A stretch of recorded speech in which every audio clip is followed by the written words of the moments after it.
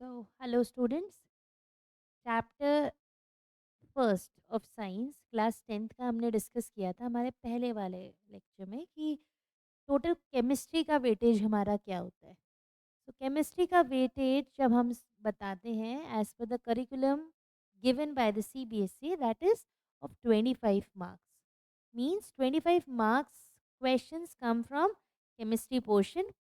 And we all know that chemistry has four chapters basically. Chapter 1, that is chemical equation and reaction. Chapter 2 is acid, bases and salt. Chapter 3 is metals and non-metals. And chapter 4 is carbon and its compounds. So these are basically first four chapters which are designated for chemistry portion. And in exam paper, this is section B. So section A we have already covered till date, that is related to bio. All the chapters and everything we have already discussed. Okay, now let's start with the chemistry. Now in chemistry the question, the paper weightage is 25 marks. 25 marks के question chemistry से आते हैं and that is section B. And it is comprises of four chapters, chapter 1, chapter 2, chapter 3, chapter 4. Now we are going to start chapter 1 today. The chapter 1 is chemical equations and reactions. Chemical equation and reactions. This is chapter 1, chemical equations and reaction. And the expected question, if I see like past 5-6 years के आप यदि question paper देखेंगे तो basically 5 to 6 marks question usually come from this chapter. Okay, ये इसका weightage रहता है. तो चलिए शुरू करते हैं कि एग्जैक्टली ये चैप्टर है क्या, व्हाट इज ऑल अबाउट.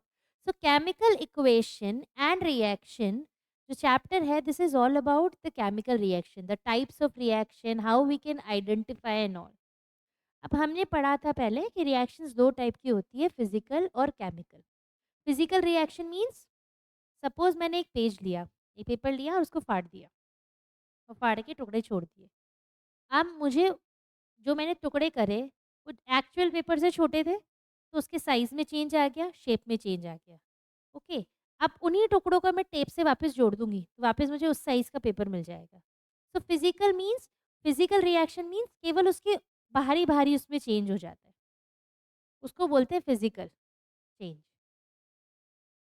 और उसको हम रिवर्स कर सकते हैं, we are able to reverse it. But chemical equation जो होती है, केमिकल रिएक्शन होती है, that we are not going to reverse it. दूध लिया, हल्का सा गर्म किया, उसमें दही डाला और उसको मिक्स करके रख दिया, थोड़ा टाइम क्या होगा, दूध पूरा दही में चेंज हो जाएगा. This is known as curdling of milk. अब उस कडलिंग ऑफ मिल्क को आप, you can not reverse it, the curd can not be turn in to milk again. आलू काटा, छीला, सब्जी बना दी. Now after making it a complete vegetable, you cannot turn it into raw potato.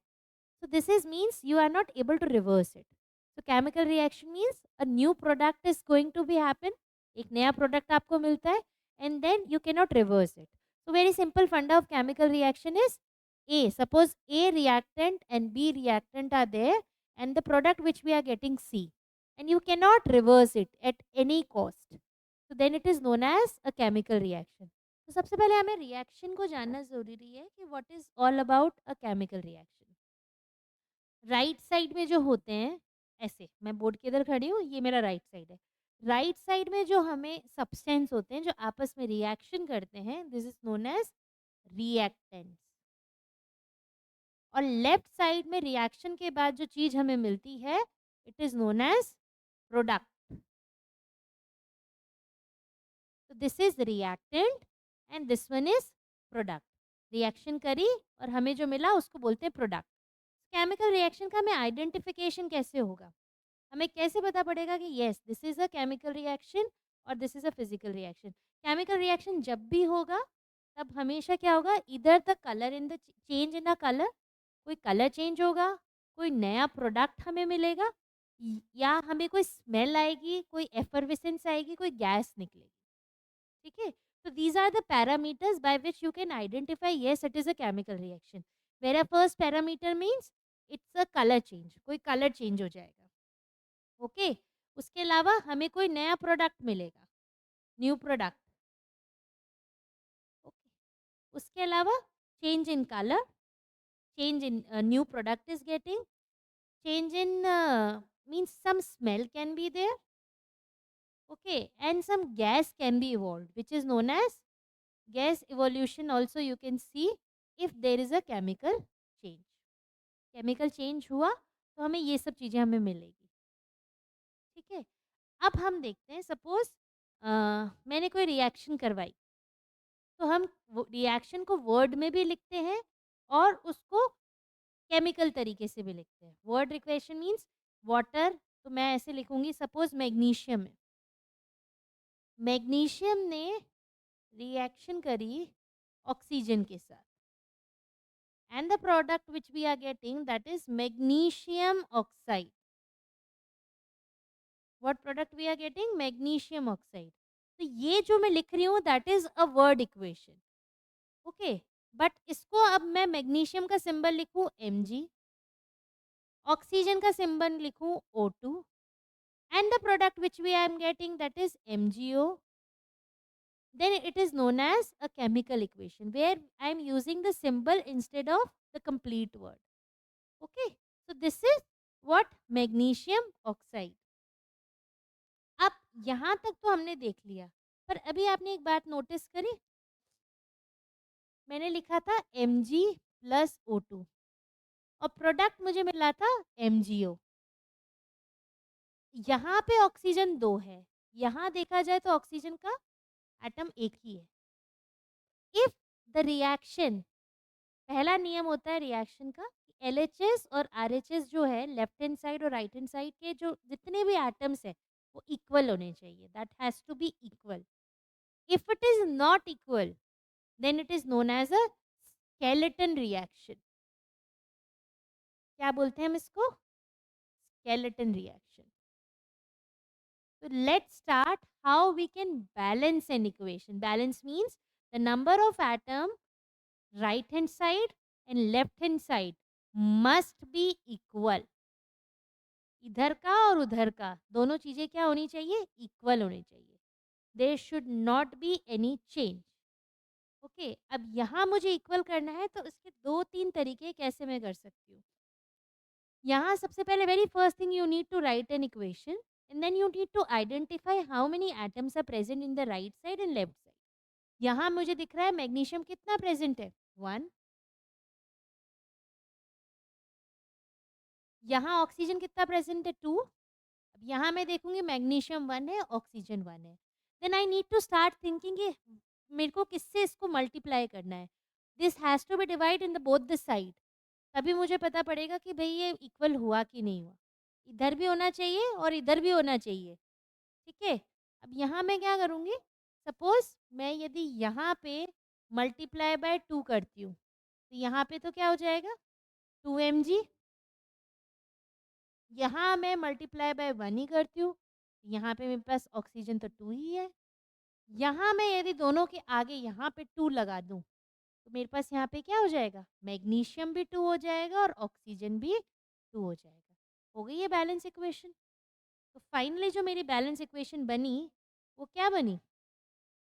Mg plus O2, 2 mg O2 gives 2 mgO। यहाँ पे आप जब देखेंगे दोनों तरफ same equal number of atom है, ये भी दो, ये भी दो, ये भी दो और ये भी दो। So when a equation in which LHS and RHS atoms are equal, जब दोनों तरफ इक्वल हो जाते हैं then it is known as a balance equation. What do we call it? Balance equation. अब कभी कभी कुछ इक्वेशंस होती हैं वो ऑलरेडी बैलेंस होती है। ठीक है, जैसे जिंक प्लस H2SO4 की रिएक्शन करवाई तो हमें प्रोडक्ट क्या मिलेगा? ZnSO4 plus H2। अब यहाँ काउंट करो, जिंक के hydrogen 2, zinc is 1, hydrogen is 2, sulphur is 1, oxygen is 4। ठीक है। तो जब ये जो तरीका मैं आपको बता रही हूँ बैलेंस इक्वेशन का, which is known as hit and trial method, try करते जाओ और मिलते जाएगा। इसका कोई शॉर्ट शट नहीं होता कि कोई शॉर्टकट नहीं है, you have to try it, but always try with a smaller number. ऐसा नहीं डायरेक्टली 5 से ही मल्टीप्लाई कर रहे हो, नहीं। Start with a very small number, 2 number, 3, मतलब 1 से तो करने का कोई मतलब है नहीं, 1 से मल्टीप्लाई करोगे तो क्या मिलेगा? वही मिलेगा, है ना? तो start with 2, then 3, then 4, but both the side multiplication should be occur with the same number. ऐसा नहीं है एलएचएस को तो 2 से कर दिया, आरएचएस को 3 से कर दिया, नहीं, that is wrong. LHS RHS यदि 2 से हो रहे हैं तो दोनों को 2 से ही मल्टीप्लाई करना है। अब यहाँ देखो, यहाँ जिंक भी जो हमारे रिएक्टेंट साइड है उसमें तो हमने देख लिया कि क्या क्या है, 1 2 3। अब हम प्रोडक्ट साइड भी देख लेते हैं। जिंक मुझे एक ही दिख रहा है यहाँ पे, ठीक है। सल्फर भी मुझे एक दिख रहा है, ऑक्सीजन मुझे 4 ही दिख रहा है, और हाइड्रोजन मुझे 2 ही दिख रहा है। तो ये तो ऑलरेडी बैलेंस है, यहाँ पे भी वही है, ये भी है। तो this reaction is already balance. तो यदि पूछा जाए कि भाई आप क्वेश्चन क्या आएगा, identify this reaction whether it is balanced or not. If it is not balanced, kindly do it. Okay, तो ये आपको खुद को देखना पड़ेगा कि ये बैलेंस है नहीं। तो पहला रूल यही कहता है, write an equation and then you have to identify कि नंबर ऑफ एटम्स एलएचएस में कितने हैं, सो एंड सो एटम के, और उधर आरएचएस में कितने हैं। And then you have to do hit and trial method, multiply और करके कि इधर दोनों तरफ सेम नंबर आ जाए। सो this is how you balance reaction. अब रिएक्शन तो देख लिया, पर इससे रिलेटेड बहुत सारे सिंबल्स होते हैं जो आप लोगों को पता होने चाहिए। ठीक है। पहला symbol which I need to discuss with you, ये देखिए, ये रिएक्शन ही देख लीजिए।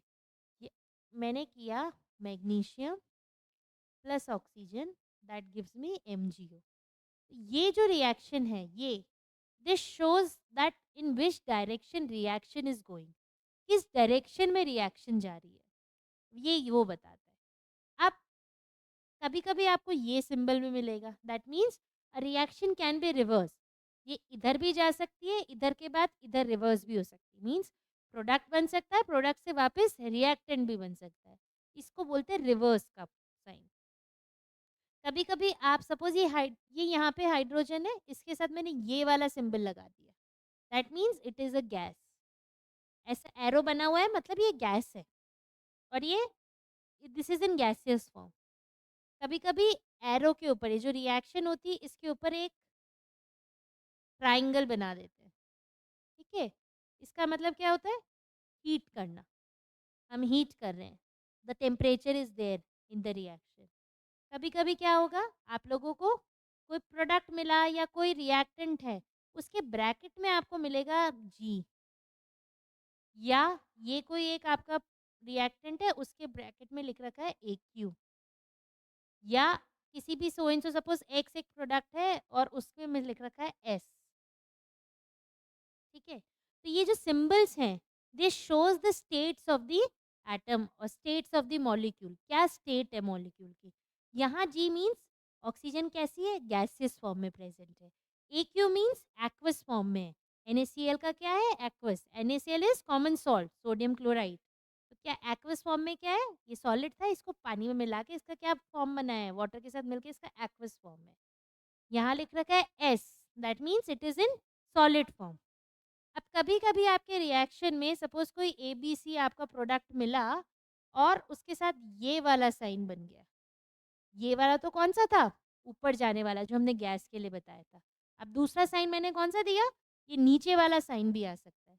तो जब ये नीचे वाला साइन आएगा तो इसको हम क्या बोलेंगे, प्रेसिपिटेशन। प्रेसिपिटेशन मीन्स रिएक्शन हुई और कुछ उसका सॉलिड पार्ट क्या है, या टेस्ट ट्यूब के बिल्कुल नीचे आ गया, जो हमें दिख रहा है, that is known as precipitation. तो ये कुछ सिंबल्स हैं which everybody should know. So let's revise it once again. It will shows the direction of the reaction. ठीक है। ये वाला साइन है, that means the reaction is reversible. If this sign is there, that means heat is it involved in this. हमने गर्म की है कोई चीज, हमने टेम्परेचर दिया है। यदि प्रोडक्ट के साथ ये कुछ है तो this shows the gaseous state, कि भाई गैस निकली है। यदि ऐसा कुछ है तो मीन्स प्रेसिपिटेट है, कुछ प्रेसिपिटेट बना है, ठीक है। और ये जो कॉम होता है दैट इज सॉलिड स्टेट, किसी के साथ ये लिखा है that means it is in solid state. G लिखा है that is gaseous state, okay. उसके अलावा यदि एक्वस लिखा है तो means it is in the aqueous state. These are the few symbol which you should aware, ठीक है। These are the symbols related to chemical equation. अब पहला क्वेश्चन जो केमिकल इक्वेशन से पूछते हैं दैट इज वेरी कॉमन। जैसे मैंने मैग्नीशियम ऑक्साइड का दिया था, तो मैग्नीशियम रिबन जो होता है जब इसको हम जलाते हैं when we heat it, it will give us dazzling white light. कुछ चीज़ें आपको लर्न करनी पड़ेगी। What will happen if you are going to burn, what will happen if you are going to burn a magnesium ribbon, so it burns with dazzling white light. ये उसका feature है, ये उसकी कैरेक्टरिस्टिक है which can not be change, and this is the identification of magnesium ribbon. Question कभी कभी ये आता है, if I M burning something, I have burn x substance which will give a dazzling white light, so what can be the, what will it identify it? So then you have to write it's a magnesium ribbon। MCQ में question पूछते हैं कभी कभी ये। so these are the particular test कि आपको कैसे पता पड़ेगा कि ये मैग्नीशियम रिबन है, ओके।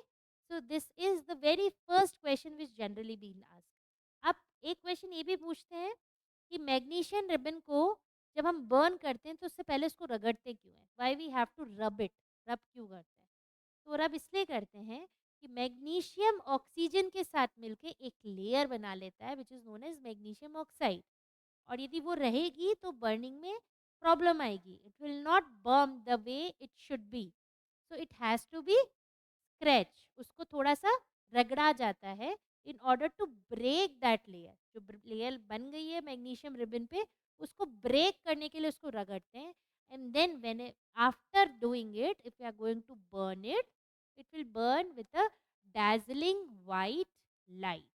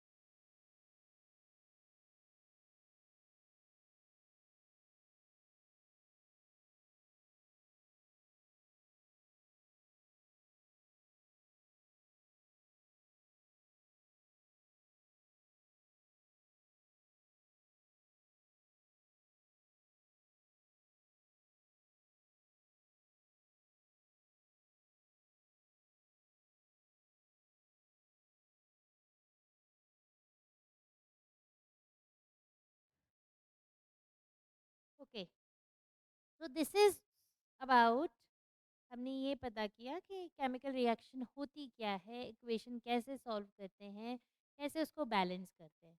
अब हमें ये पता होना चाहिए कि what are the types of reaction.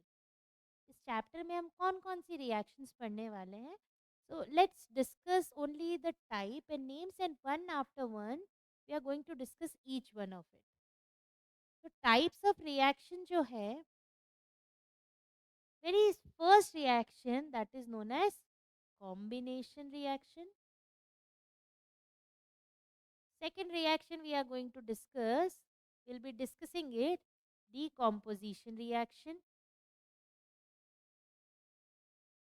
Then the third reaction we are going to discuss will be a displacement reaction। The next reaction which we are going to discuss will be double displacement reaction।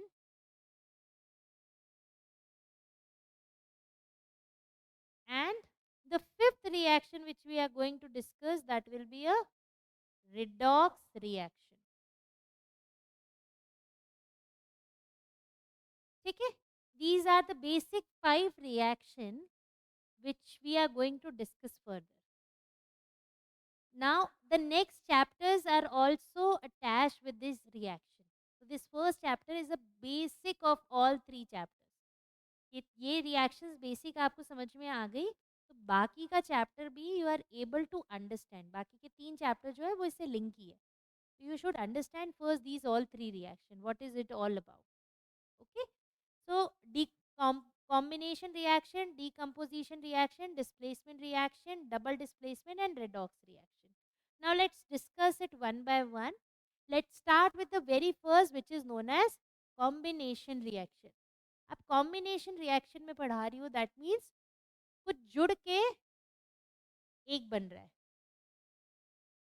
Okay, means two reactants mixed together, combined together, and they are giving a single product. Okay, they are giving a product which is known as a combination reaction. अब general reaction देखें, A plus B. These are the reactant, A plus B, and the product which we are getting, that is C. This is known as combination reaction.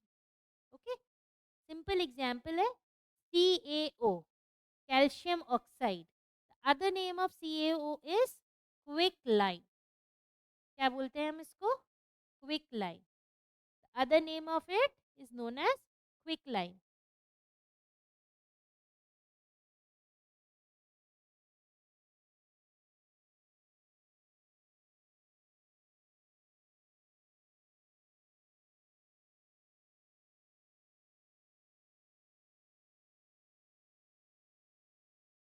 Quicklime. And when quicklime is going to react with water, किससे reaction करवाया मैंने? Water से. Then it is made calcium hydroxide plus heat. So this is known as slacked lime. So this is quicklime calcium oxide and reacting with water. Water से react किया इसने. Calcium oxide की reaction किससे करवाई हमने? Water से. और water से रिएक्ट करने के बाद हमें सिंगल प्रोडक्ट मिल रहा है. So when we are getting a single product, one single product is formed after reaction between two reactants. Then it is known as a combination reaction. So quicklime react with water gives calcium hydroxide, which is known as slag lime. Along with this, heat is also evolving. So this is first reaction which is known as combination reaction. इसमें एक और important point आता है white washing वाला. Question पूछा जाता है what are the, किससे white washing होती है, what is the formula और क्या help करता है white washing में. बहुत simple सी बात है. Slaked lime जो होता है that is used for white washing. Calcium hydroxide white washing के लिए यूज किया जाता है. बट 2-3 दिन बाद क्या होता है, when it is going to react with carbon dioxide, the product which we are getting that is CaCO3 plus H2O.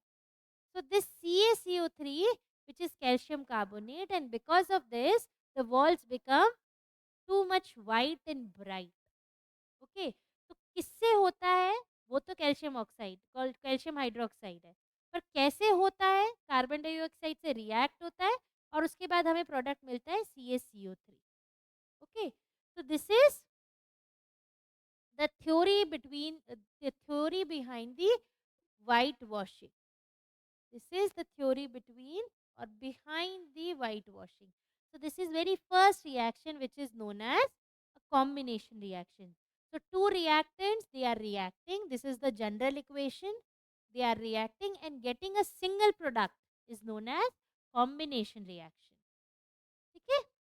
अब next reaction हम पढ़ते हैं, that is decomposition reaction.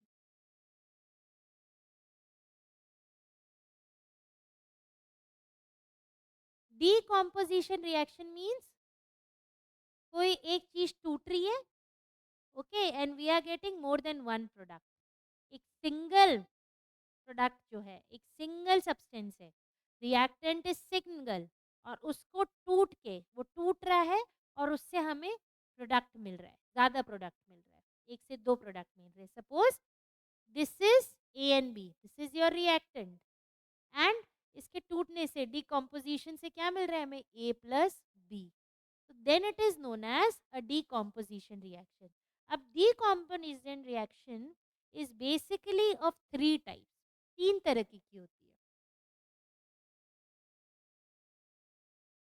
Thermolysis,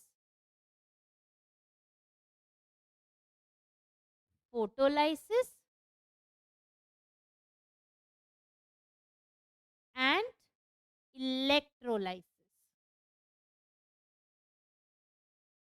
This is basically of three types, thermolysis, photolysis and electrolysis. Okay, अब ये देखो, thermo means as the name indicate temperature से काम चल रहा है, ठीक है, टेम्परेचर जो है हम दे रहे हैं और because of heat it is giving us more than one product, हमें वो प्रोडक्ट मिल रहा है, ठीक है। यहाँ फोटोलिसिस मीन्स लाइट, लाइट की प्रेजेंस में हो रहा है, ठीक है, लाइट से क्या वो हमें प्रोडक्ट मिल रहा है। और यहाँ इलेक्ट्रोलिसिस मीन्स इलेक्ट्रिसिटी अपन सीक्रेट कर, इलेक्ट्रिसिटी के थ्रू डिकम्पोजिशन हो रहा है। तो तीन एजेंट हो गए, one is because of the temperature और heat, other one is because of light, the third one is through electricity. So what do we call it, thermolysis, photolysis and electrolysis. अब thermolysis means temperature से, तो बहुत simple example है CaCO3, CaCO3, ठीक है।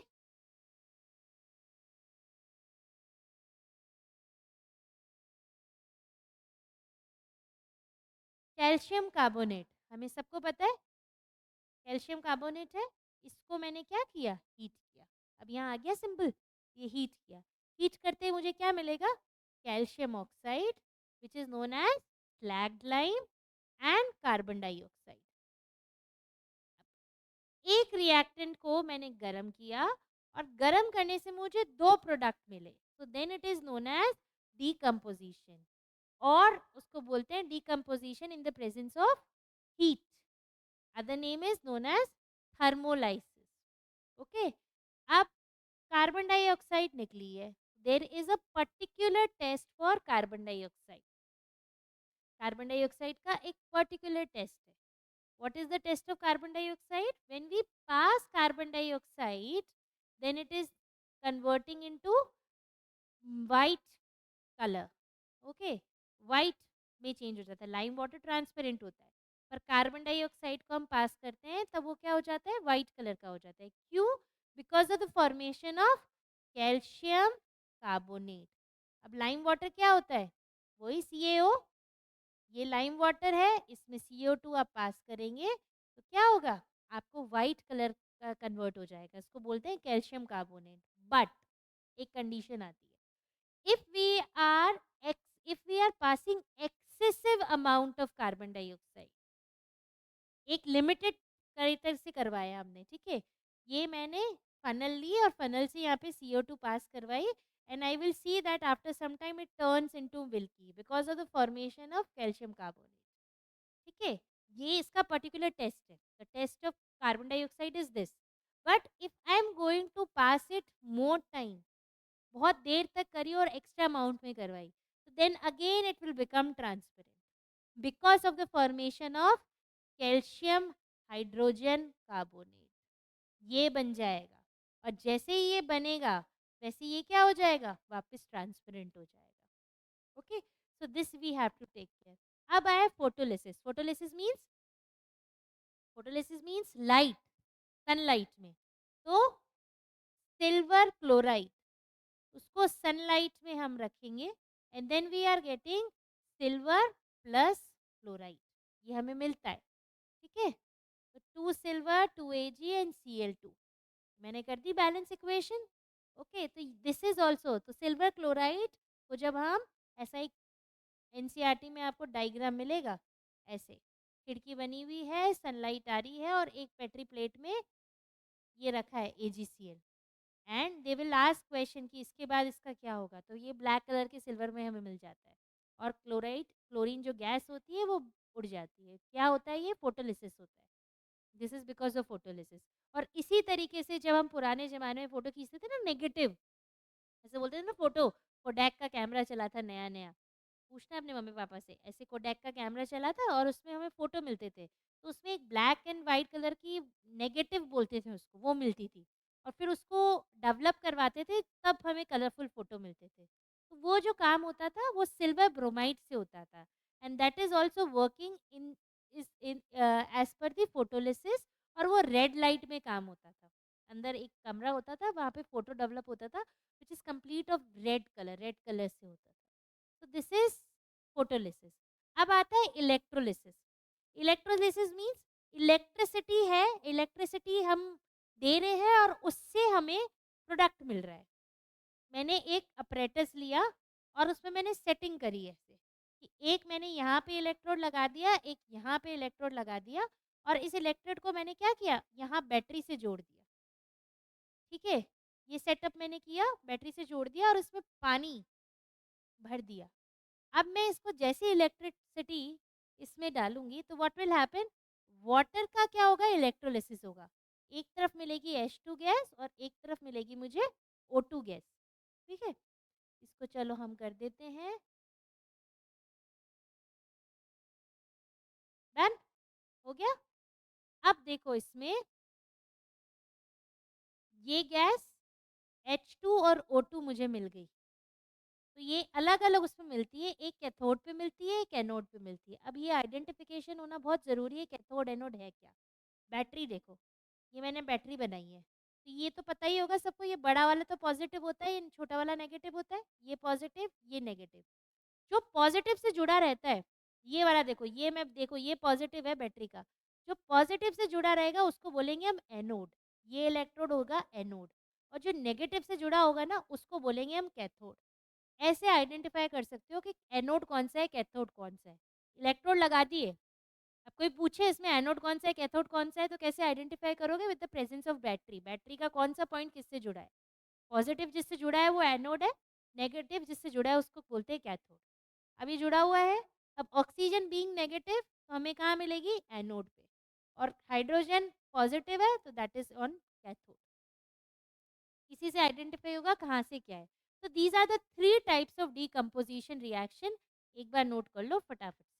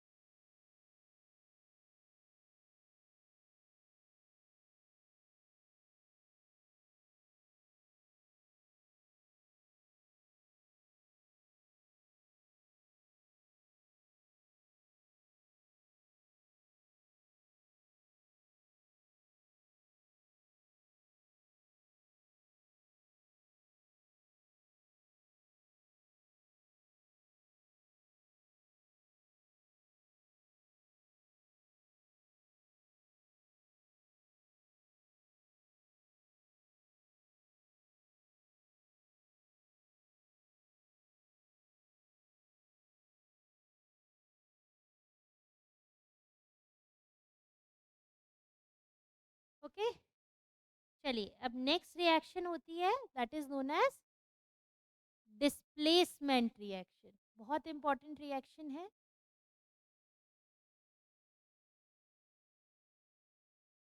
Now displacement reaction occur as per the reactivity series of, हमें reactivity series जो होती है उसके अकॉर्डिंग डिस्प्लेसमेंट रिएक्शन होती है। तो सबसे पहले हमें रिएक्टिविटी सीरीज पता होनी बहुत ज़रूरी है। तो let's start writing reactivity series. Potassium, sodium, calcium, magnesium, aluminium, बताइए। Zinc, iron, lead, zinc, iron, lead, then hydrogen, copper, mercury, copper, mercury, then silver, gold and platinum. तो this is your reactivity series. चलिए अब इनको याद करना बहुत जरूरी है।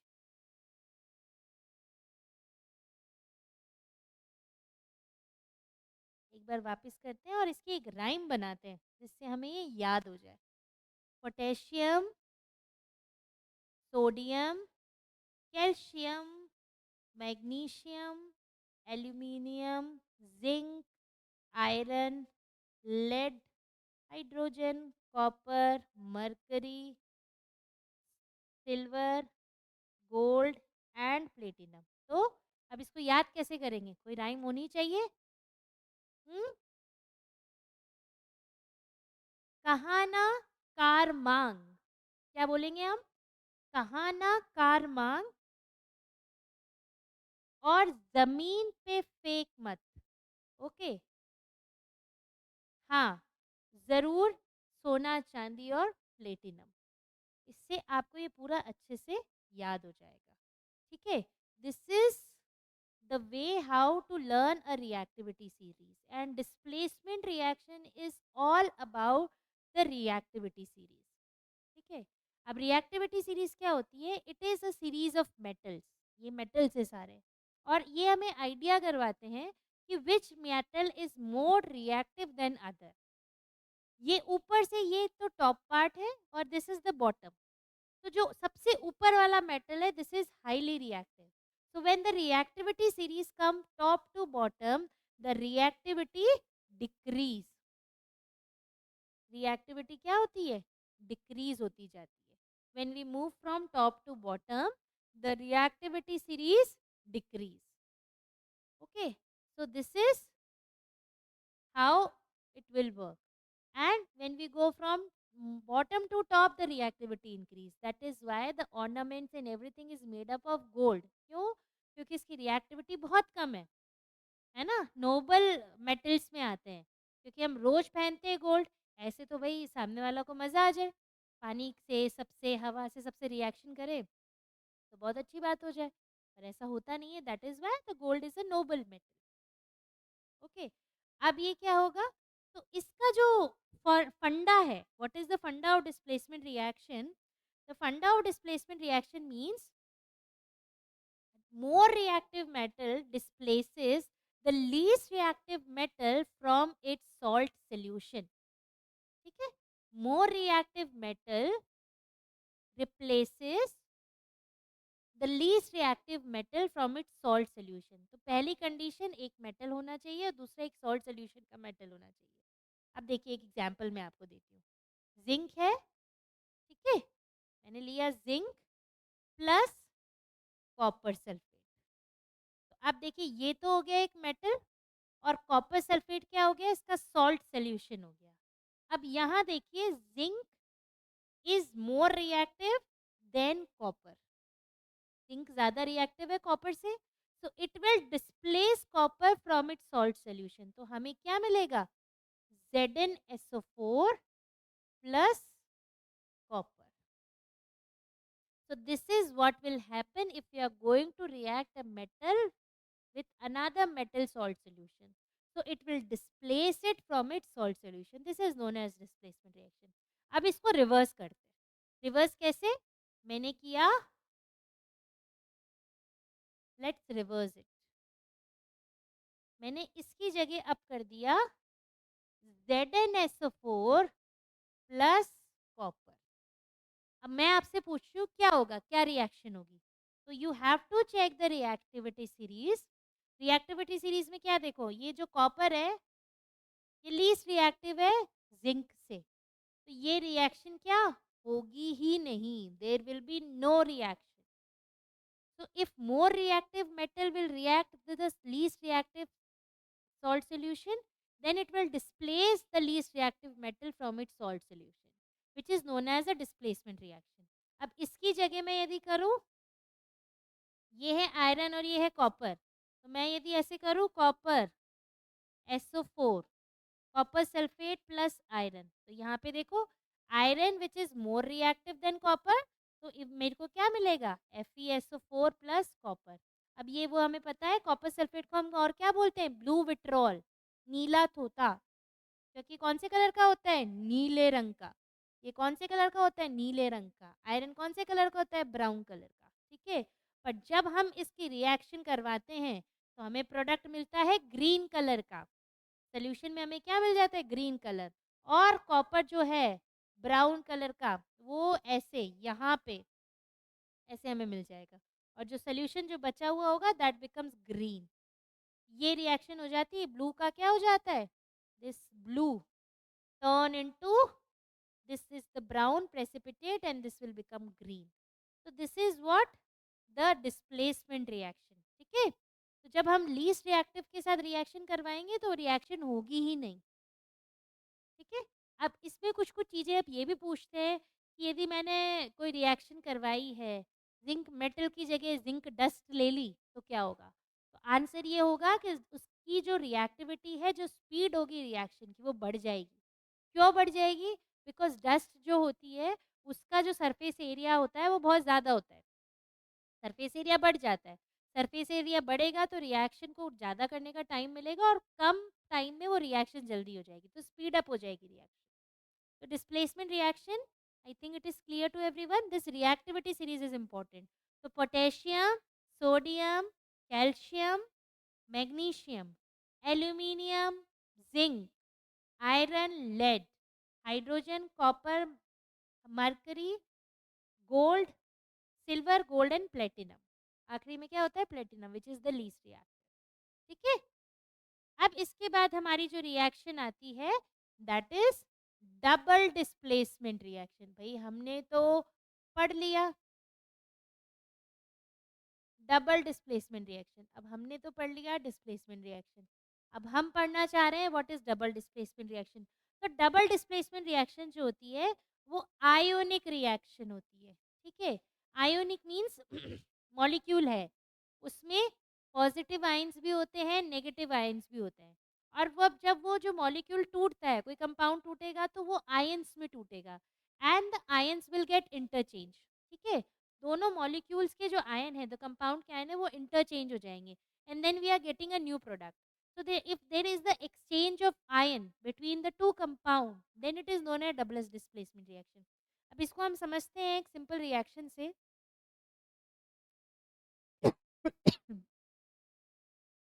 NaSO4 plus BaCl2। ठीक है, सोडियम सल्फेट एंड इसकी रिएक्शन करवा रहे हैं हम बेरियम क्लोराइड। अब ये देखो, ये समझना बहुत ज़रूरी है कौन सा पॉजिटिव पार्ट है कौन सा नेगेटिव। मैं बस ऐसे बता रही हूँ, sodium is a positive part, sulphate is a negative part. जब भी हम एक कंपाउंड बनाते हैं ना, तो it is always start with the positive ion and the other one is the negative ion, ऐसे जुड़ा रहता है। इसको भी हम देखेंगे तो this is also positive, this is also negative. अब जब डिस्प्लेसमेंट रिएक्शन होगी तो एक्सचेंज ऑफ आयन होगा दोनों का। तो इसका जो ये पॉजिटिव वाला है, it will react with the negative of another one, और इसका जो पॉजिटिव है वो इसके, because like like repel and unlike attract, इस पे काम करेगा ये, है ना। तो इसका जो पॉजिटिव है वो इसके नेगेटिव पे गया और इसका नेगेटिव है जो इसके पॉजिटिव पे गया, तो हमें प्रोडक्ट क्या मिलेगा, what product we are getting, we'll be getting a product which is NaCl plus BaSO4। यही मिला, ये बना BaSO4 NaCl2। तो ये जो हमें मिलता है that is known as double displacement reaction. अब इसमें कभी कभी क्या होता है, डबल डिस्प्लेसमेंट रिएक्शन को हम प्रेसिपिटेट रिएक्शन भी बोलते हैं, प्रेसिपिटेशन रिएक्शन।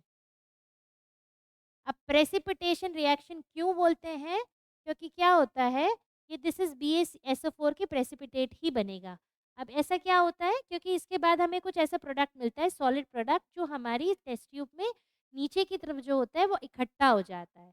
ओके, तो वो बन, that is known as precipitate. That is why the double displacement reaction is also known as precipitation reaction.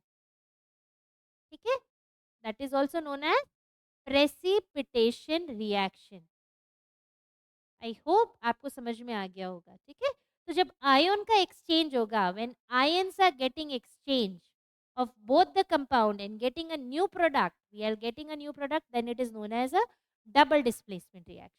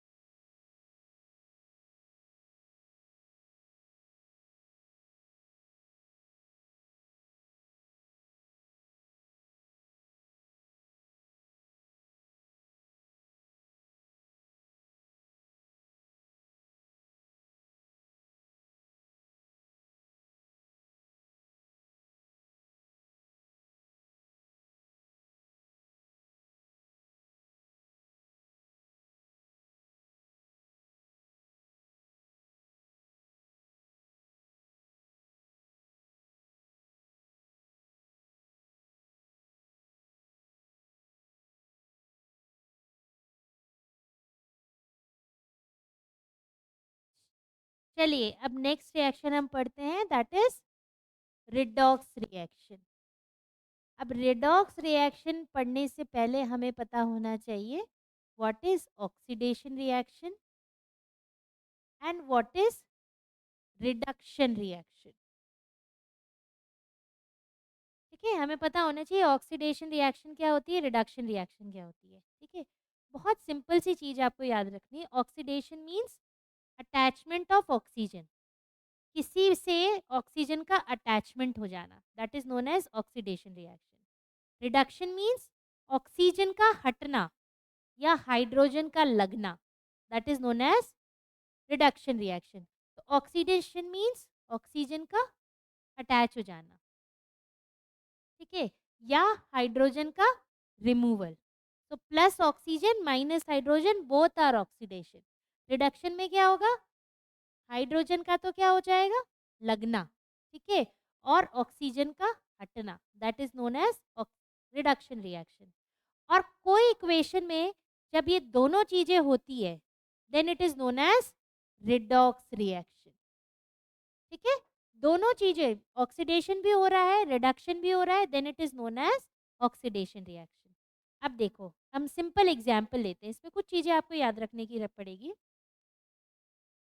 Ferrous sulphate plus oxygen की हम वाटर की रिएक्शन करवा रहे हैं। ठीक है, क्या बनेगा बताओ, बताइए। फेरस सल्फाइड और उसका रिएक्शन हम करवा रहे हैं, FeH2O। H2 तो बन ही नहीं सकता, बताइए क्या बनेगा, जल्दी बताइए कमेंट में।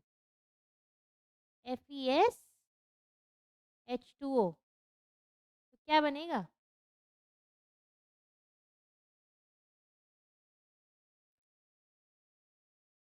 बताइए बताइए जल्दी बताइए। Fe2O प्लस,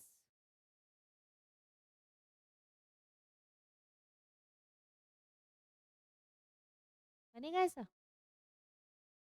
नहीं बनेगा। सोच के बताइए क्या बनेगी ये इक्वेशन, कमेंट में बताइए मुझे, वेट कर रही हूँ मैं आपका।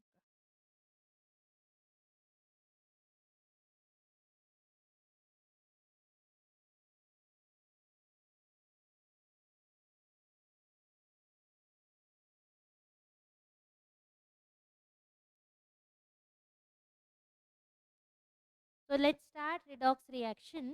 रिडॉक्स रिएक्शन से पहले आपको जानना ज़रूरी है ऑक्सीडेशन क्या होता है और रिडक्शन क्या होता है, ठीक है। So oxidation means addition of oxygen, removal of hydrogen, and reduction means addition of hydrogen, removal of oxygen. If both are doing in the same, एक रिएक्शन में ही दोनों चीजें हो रही है, then it is known as redox reaction. Okay, अब एक example लेते हैं, Zn प्लस CuO, तो हमें रिजल्ट मिलता है ZnO प्लस कॉपर, ये हमें रिएक्शन का मिला। अब क्वेश्चन में कम, व्हाट इज दिस रिएक्शन, ठीक है, क्वेश्चन आएगा, मैं बोलूँगी it is a redox reaction और ऑक्सीडेशन रिएक्शन, ठीक है। कैसे, क्योंकि इसमें रिडक्शन भी हो रहा है, ऑक्सीडेशन भी हो रहा है, दोनों चीज़ें हो रही है, दैट इज़ व्हाई। जिंक जो है, क्वेश्चन आता है इसमें से कौन सा सब्सटेंस ऑक्सीडाइज हुआ, कौन सा रिड्यूस्ड हुआ। देखिए, जो ये वाला चीज़ है ना, उसका आप लिखेंगे, प्रोडक्ट का नाम नहीं लिखेंगे, रिएक्टेंट को बताएंगे कि ये रिएक्टेंट ऑक्सीडाइज हो रहा है कि रिएक्टेंट रिड्यूस्ड हो रहा है। अब ये जिंक है, इट वॉज सिंपल कि जिंक में ऑक्सीजन अटैच हो गई, तो दैट मीन्स किसका ऑक्सीडेशन हुआ है, ऑक्सीडेशन हुआ है जिंक का, ठीक है। और यहाँ कॉपर में ऑलरेडी हमारे क्या थी, ऑक्सीजन थी, और यहाँ पे हमें प्रोडक्ट में ऑक्सीजन नहीं दिख रही है, तो रिडक्शन किसका हुआ है, रिडक्शन हुआ है कॉपर ऑक्साइड का, ये आंसर होगा।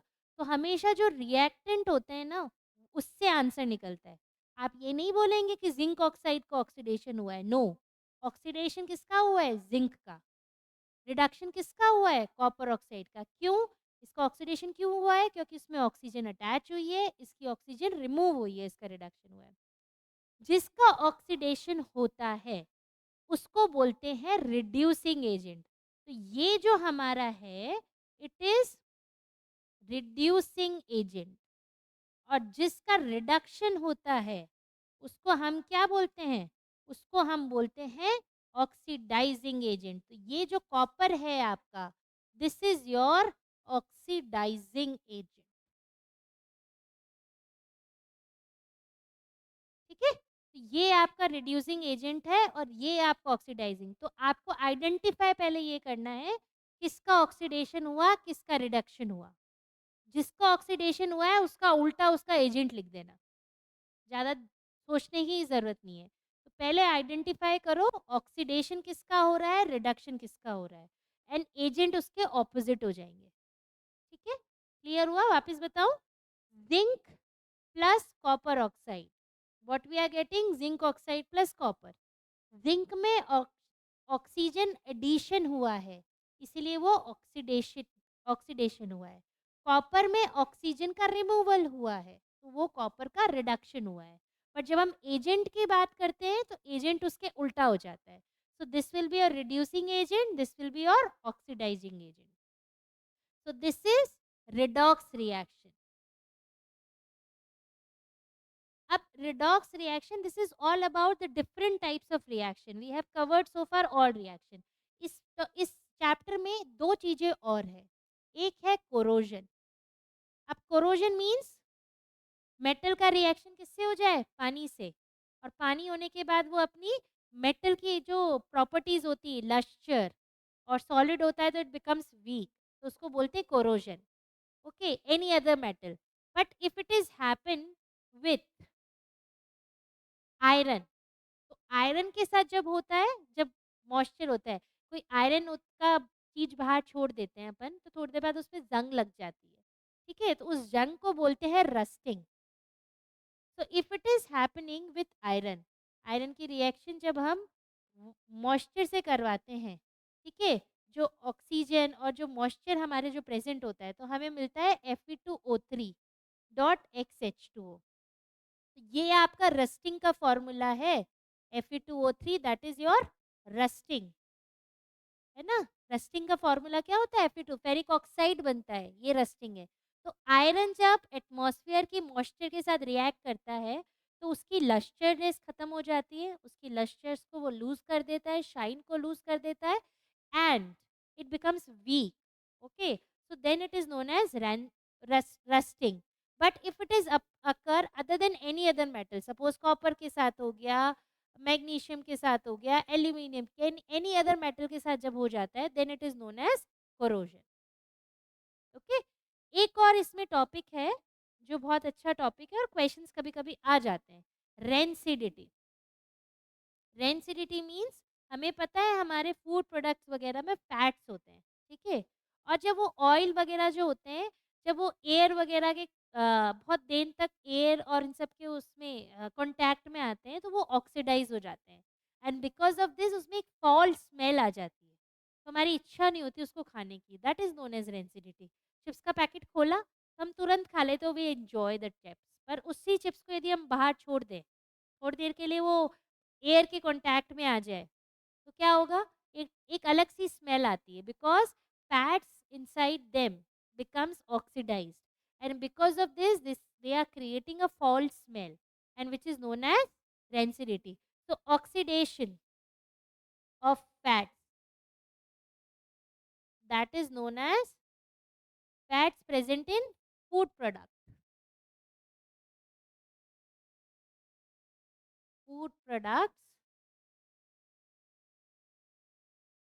So फैट्स का ऑक्सीडेशन जो होता है, oil and fats which are present in your food items, उसका जब ऑक्सीडेशन हो जाता है तो they become stale, they are not edible any more, and a foul smell is coming from that, so this is known as rancidity. So this is all about chapter 1 chemistry. Thank you.